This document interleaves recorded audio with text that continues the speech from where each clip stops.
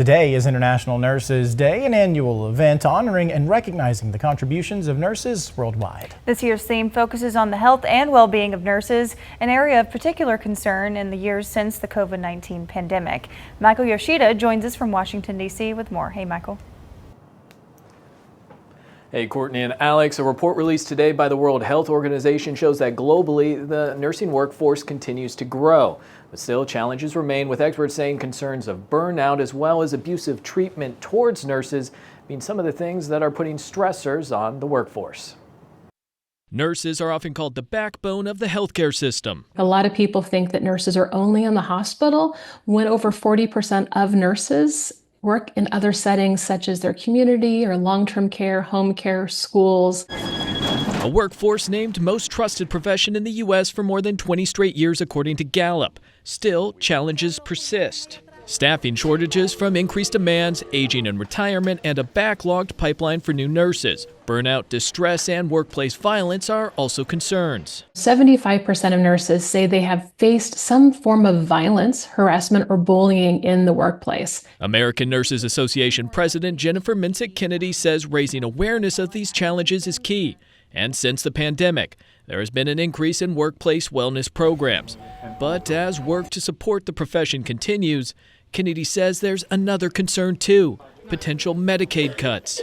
Sunday, House Republicans offered a first glimpse of their Medicaid overhaul plan, which is expected to cut billions of dollars. Details are still being negotiated. We're creating an environment in which we're bankrupting the country when over a third of what we're doing is healthcare spending. So we have to address Medicaid. But Kennedy warns cuts to Medicaid could have a devastating impact. We already are short-staffed in long-term care. We'll have less nurses, less nursing assistants taking care of our patients.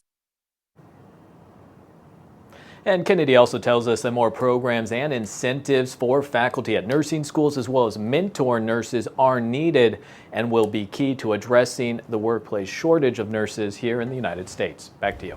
And Michael, the World Health Organization released its nursing report today, and what were some of those takeaways? Yeah, so they release this report every 5 years. This report released today looking at data from 194 countries. Let's look at some of the key takeaways, especially when we talk about that shortage of nurses. So when you look at back in 2020, globally, the shortage for nurses was around 6.2 million, that improving to 5.8 million in 2023. That number expected to keep improving, but still, again, challenges are out there for low-income countries: graduation, employment, and then retainment of nurses. Some of the biggest issues when you look at high-income countries, that including the United States, the big issue is nurses retiring and outpacing the number of new nurses. This report, as well as those we spoke with, say that improvements to the education system as well as workplace conditions, pay, and support systems for nurses will be key to, again, trying to address the shortage of nurses both around the world but right here in the United States as well. All right, Michael, thank you.